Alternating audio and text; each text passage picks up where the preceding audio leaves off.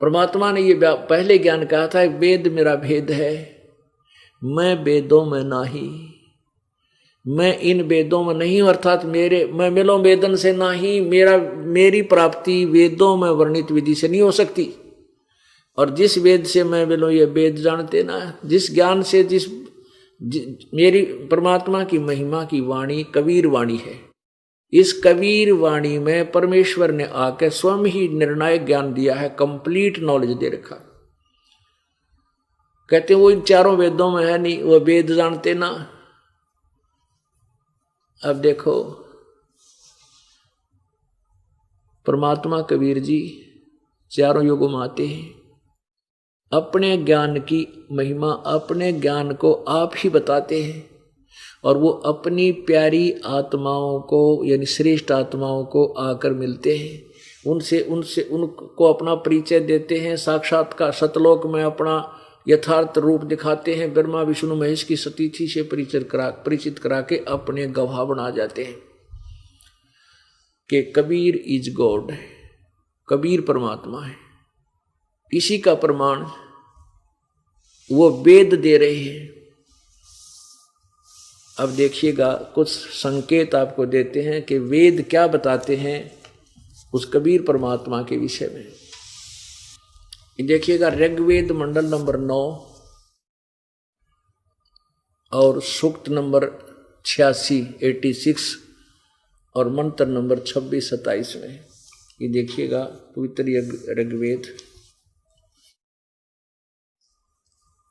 ऋग्वेद मंडल number 9-10। यहाँ देखिएगा ये कहाँ से प्रकाशित है। प्रकाशक है सर्वदेशी कार्य प्रतिनिधि सभा, महर्षि दयानंद भवन, रामलीला मैदान, नई दिल्ली। यहाँ देखिएगा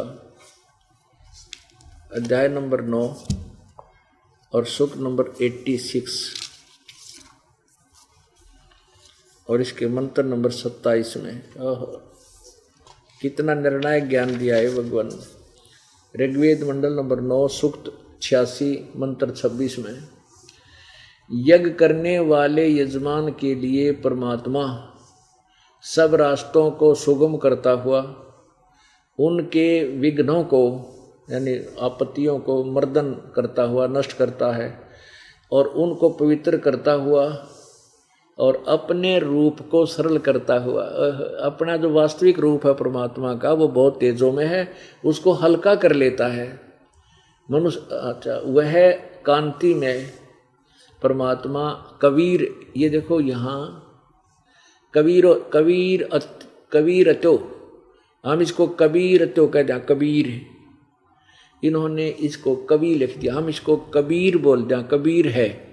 यहाँ लिख दे हुआ परमात्मा कबीर है, बस साढ़ा सर्वज्ञ की जगह कबीर लिख दे।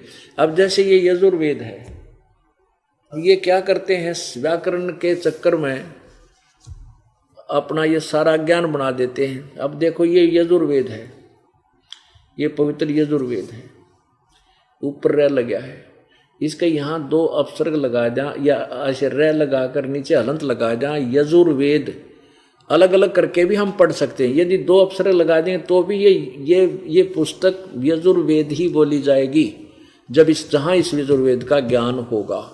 तो ऐसे ही ये कबीर देव है, यहाँ इन्होंने लिख दिया कि वह अपने यजमान माने अपने पुजारियों का, अपने भक्तों का के सब रास्तों को सुगम करता हुआ और उनके विघ्नों को नष्ट करता हुआ मर्दन करता है और वह पवित्र करता हुआ है। फिर देखिए ये कबीर तो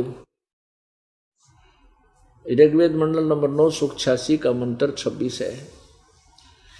यज्ञ करने वाले यानी साधना करने वाले के लिए परमात्मा सब रास्तों को सुगम करता हुआ उनके विघ्नों को, उनके दुख संकटों को मर्दन करता है, नाश कर देता है और उनको पवित्र करता हुआ और अपने रूप को सरल करता हुआ। तेज पुंज तंदे धर कैसवी धम को बैठी, हल्का तेज पुंज का शरीर बनाकर आता है। वह कांतिमान परमात्मा कबीर है। वो कबीर, यहाँ कबीर लिख दें सर्वज्ञ, कवि कोई सर्वज्ञ वास्ते कवि, कवि कभी सर्वज्ञ नहीं हो सकता। यहाँ कबीर का अर्थ हम कबीर ही लिख दें। कबीर विद्युत के समान, यानी अति शीघ्रता, जैसे बिजली चमक्या करे 1 सेकंड में यहाँ लेती है, समान क्रीड़ा करता हुआ वर्णीयम पुरुषों को, वर्णीय माने श्रेष्ठ पुरुषों को, अच्छी आत्माओं को प्राप्त होता है, उनको आकर मिलता है। आगे देखो अब 27 में, प्रेम की वे सैकड़ों धाराएं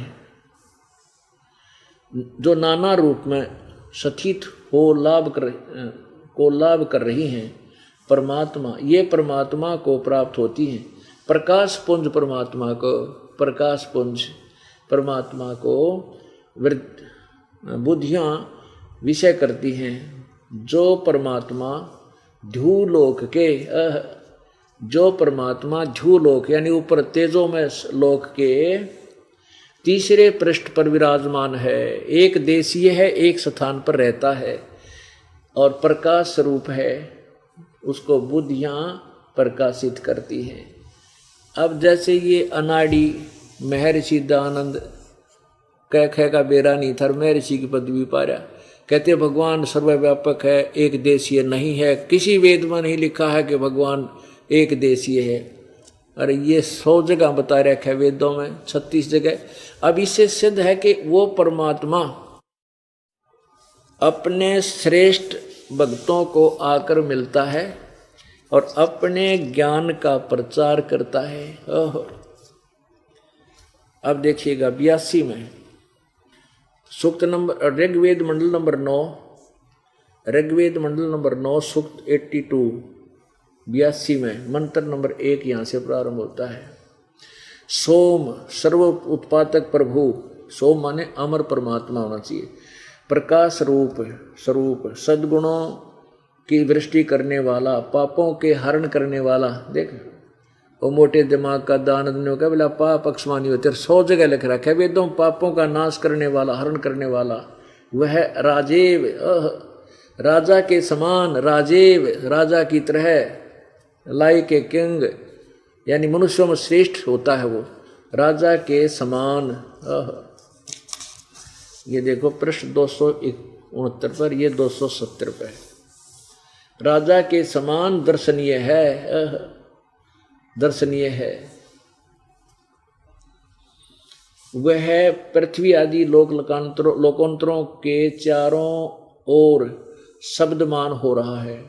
वह वर्णीय पुरुषों को, श्रेष्ठ भक्तों को, वर्णीय श्रेष्ठ भक्तों को, पुरुषों को यानी दृढ़ भक्त हैं, जो दृढ़ भक्त हैं, जो दृढ़ भक्त हैं उसको पवित्र करता हुआ प्राप्त होता है, उनको मिलता है करके, उनको पवित्र करता हुआ, उनको, क्योंकि परमात्मा ही हमें साफ करेगा। जिस प्रकार विद्युत स्नेह वाले स्थानों पर आदि आदि, ये हमने अपना ये असली उद्देश्य देखना हो, परमात्मा श्रेष्ठ भक्तों को आकर मिलता है यहाँ पर। अब वो पहला पड़ा, अब दूसरा, हे परमात्मा उपदेश करने की इच्छा से आप, यानी तत्व ज्ञान देने के लिए आप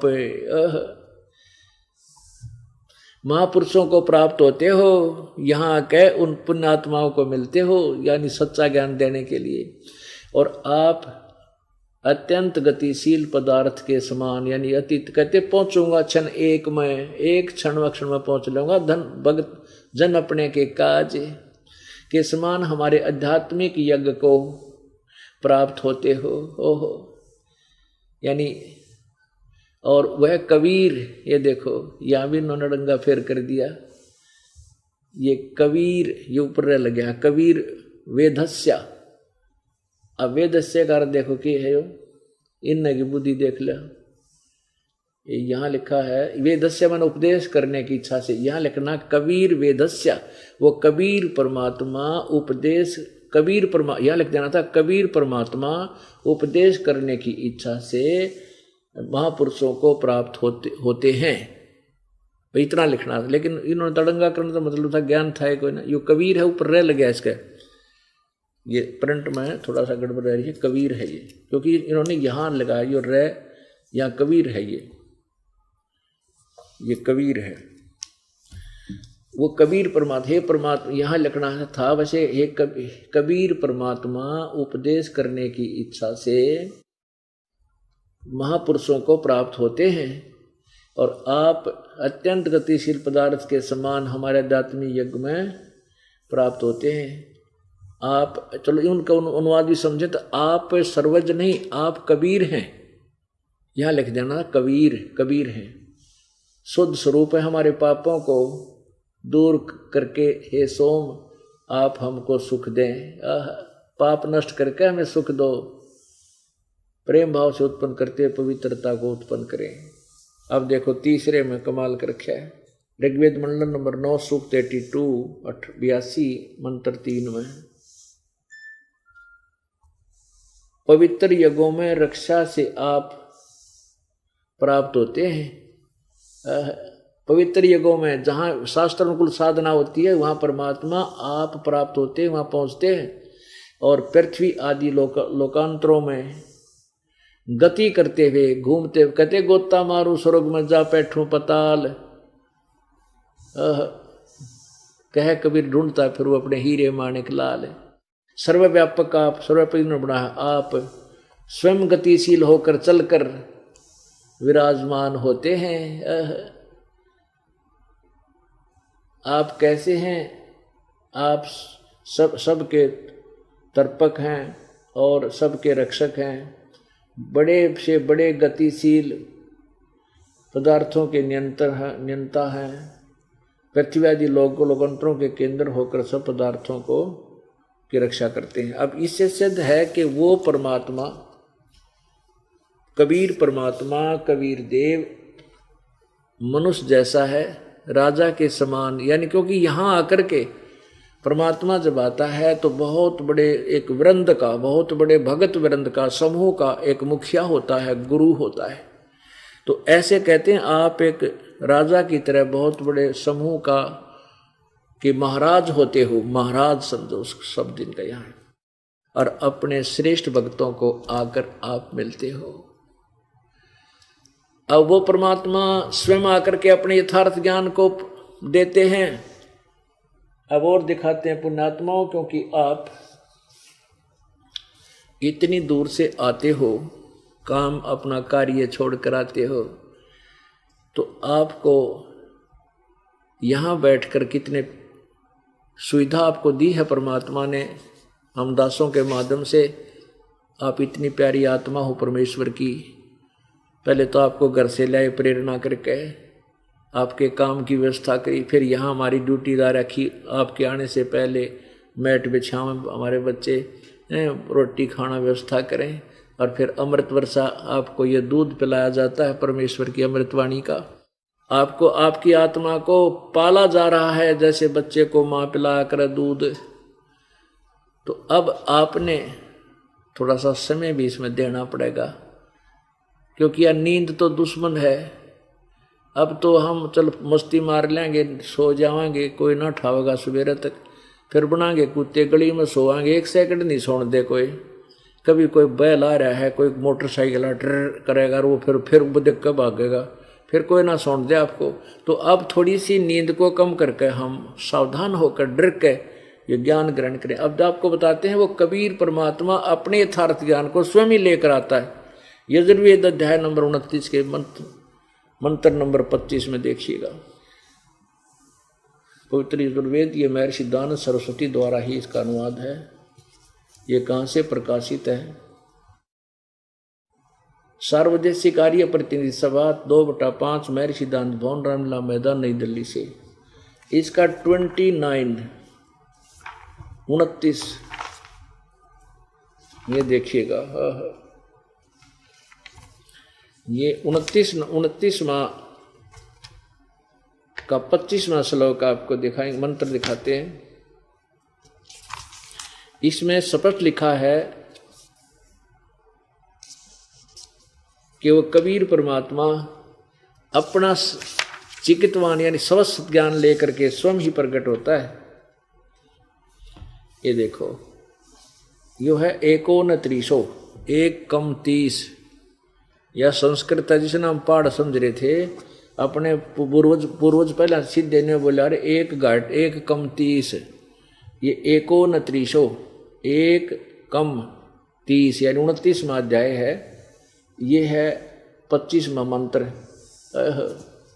समीदो अधय मनुष्य है दुरोणे, देव है देव देवान यज असी जात वेद, आ च वह मित्रम है चिकित्सवान तवम दूत कबीर असी परचेता। अब देखो, कबीर असी परचेता, चिकित्सवान, मित्रम है। अब इसका अर्थ यह है कि मनुष्यों के इस शरीर रूपी घर में जो है ये समीधा माने वर्तमान में, जो उस समय जैसे जब परमात्मा आते हैं उस समय इन मनुष्यों को एक अज्ञान रूपी शिक्षा दी गई होती है उन अज्ञानी दूतों को द्वारा। तो वो जो वास्तविक पूजा है उससे अपरिचित होते हैं। जैसे देवान यजसी जात वेद है, वो परमात्मा तत्वदर्शी संत की भूमिका बना करके जो वास्तविक परमात्मा की देवताओं के देव की जो पूजा, पूर्ण परमात्मा की पूजा है उसको नहीं बताते। तो वो परमेश्वर स्वयं ही कबीर चिकित्वान तवम दूत कबीर असी परचेता, परचेता माने बोध कराने वाला, वो कबीर परमात्मा है जो अपने सच्चे ज्ञान का संदेश वाहक दूत बनकर आता है। ये देखो, आज चाहे वह मित्र में है, वो हमारा असली मित्र है, महामित्र है, खास साथी है। और वो चिकित्वान, वह माने लेकर आना, चिकित्वान माने स्वस्थ ज्ञान को, दूत एक संदेश वाहक बनकर, कबीर असी परचेता त्वम, ये तो माने वह कबीर ही कबीर असी, कबीर है, परचेता माने बोध कराने वाला, वो कबीर परमात्मा। हम कबीर कहते हैं, कबीर लिख रखा है शुद्ध हिंदी में, तो वो कबीर परमात्मा है। और ये ऋग्वेद मंडल नंबर 9 के सूक्त नंबर 82, 86 और भी सैकड़ों स्थानों पर यह प्रमाण लिखा है कि वो परमात्मा स्वयं ही आता है और अपने ज्ञान को आकर के स्वयं ही बताता है। वो क्या बताता है? अब ये 5 मिनट की उसका परमात्मा ने जो अपना वेद सिंपल लैंग्वेज में, कबीर वाणी में, अपनी सच्चिदानंद घन की वाणी में लिखा है, वो बताते हैं तो वेदों और गीता से और पुराणों से मेल खाता है। और वो अपनी प्यारी आत्माओं को आकर मिलता है, श्रेष्ठ भक्तों को। किन किन को मिले? उन वरिष्ठ भक्तों को, दृढ़ भक्तों को। किस किस को मिले? आदरणीय धर्मदास साहिब जी को, आदरणीय महर्षि रामानंद साहिब को, आदरणीय दादू साहिब को, आदरणीय मुरुकदास साहिब को, आदरणीय गरीबदास साहिब को, आदरणीय नानक साहिब को। इन श्रेष्ठ भक्तों को परमात्मा स्वयं आकर मिले, वो कबीर देव। और धर्मदास जी को क्या बताया? उन सभी को क्या क्या बताया परमात्मा ने? सृष्टि रचना स्वयं आकर सुनाई। धर्मदास ये जग बोराना, कोई न जाने पद निर्वाणा। यही कारण मैं कथा पसारा, जग से कहिए एक राम नियारा। ये धर्मदास जी पहले ब्रह्मा विष्णु महेश की पूजा करते थे, विष्णु के पुजारी थे। और साथ में जैसे हम भी खिचड़ी ज्ञान कर रहे थे, श्री विष्णु जी के पक्के पुजारी, फिर ओम नमः शिवाय, ओम नमः शिवाय, फिर जय शेरा वाली, जय पार्वती माता की, जय गणेश देवा, ये साजले सारे कुछ ही कराया करते थे। लेकिन इष्ट हमारा विष्णु जी था। ऐसे ही धर्मदास जी विष्णु जी को इष्ट मानते थे। ऐसे ही नानक साहिब जी पहले ब्रजलाल पांडे से गीता पढ़ा करते थे और विष्णु को ही सुप्रीम पावर मान रहे थे। खुद परमेश्वर ने आकर के बेई नदी से उनको सतलोक ले जा करके अपने से परिचित कराया। उसके बाद नानक साहिब ने परमात्मा की महिमा कलम तोड़ गाई है। तो धर्मदास जी को परमात्मा ने स्वयं बताया है, धर्मदास ये जग बोराना, कोई न जाने पद निर्वाणा। परमेश्वर ने कहा कि धर्मदास ये सभी संसार विचलित है, किसी को भी मोक्ष मार्ग का ज्ञान नहीं है। निर्वाण पद मोक्ष मार्ग का ज्ञान नहीं है। यही कारण मैं कथा पसारा, जग से कहिए एक राम नियारा। सबसे कहिए, इन सब से, जग से न्यारा एक और परमात्मा। वो अपनी महिमा आप ही गा रहे हैं प्रभु जी। यही ज्ञान जग जीव सुनावो। ओह, कहते हैं जो मैं तुझे ज्ञान बता रहा हूं ये सब न बता दे और सब जीवों का भ्रम नसाओ। ये भरमा रखा है काल के दूता ने, नकली संतों ने। यही ज्ञान जग जीव सुनावो, सब जीवों का भ्रम नसाओ। अब मैं तुमसे कहूँ चिताई, तेरे देवन की उत्पत्ति भाई। अब धर्मदास जी वो घिसा पिटा लोक वेद सुन रखा था, ब्रह्मा विष्णु महेश अजर बजमर है, इनके कोई माता पिता नहीं, सर्वेश्वर महेश्वर कालज मृत्युंजय, पता नहीं क्या संज्ञा दे रहा था। तेरा गजब हुई हो। अब परमात्मा कह रहे हैं अब मैं तुमसे कहूँ चिताई। तू कह रहा था ब्रह्मा विष्णु में इसके माता पिता कोई नहीं है, अब मैं तीनों देवताओं की कैसे जन्म हुआ इनकी उत्पत्ति बताता हूँ तेरे को, तेरे ब्रह्मा विष्णु महेश की, रजगुण ब्रह्मा सतगुण विष्णु तमगुण शिव जी की। कुछ संक्षेप कहूँ गौराई, सब संशय तुम्हारे मिट जाई। कहते कुछ संक्षिप्त सा बता दूंगा, इससे मैं तेरे सारे संशय खत्म कर दूंगा। भरम गए जग वेद पुराना, आदि राम का भेद न जाना। राम राम सब जगत बखाने, आदि राम कोई बिरला जाने। राम राम तो सब कहें, भगवान भगवान, वो आदि राम सबसे पहले वाला परमात्मा सदा वाला भगवान कौन है कोई नहीं जानता, कोई बिरला जाने। अब मैं तुझे जो कथा सुनाने जा रहा हूं इसको कहते हैं बुद्धिमान सुनेगा तो इस ज्ञान को सीने से लगाएगा, कमाल हो गया, कति कलम तोड़ रखी है ज्ञान के, सही बात बता दी। और मूर्ख सुनेगा तो उसका समझ में नहीं आने का, झूठ बोला बकवाद करे। तो कहते हैं जो मैं कथा सुनाने जा रहा हूं या कड़वी कुनीन है, और बुद्धिमान तो कुनीन खा लिया करे, भाई रोग इससे तो कटेगा तो खानी पड़ेगी, कड़वी दवाई है। और मूर्ख थूक देता है, वो मृत्यु को प्राप्त हो जाता है।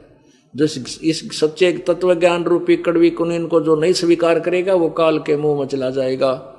और जो इसको फांकी मार गया, सुन गया और इसके अनुसार ढल गया तो वो मोक्ष हो जाएगा उसका। ज्ञानी सुने सो हृदय लगाई, मूर्ख सुने तो गम न पाए।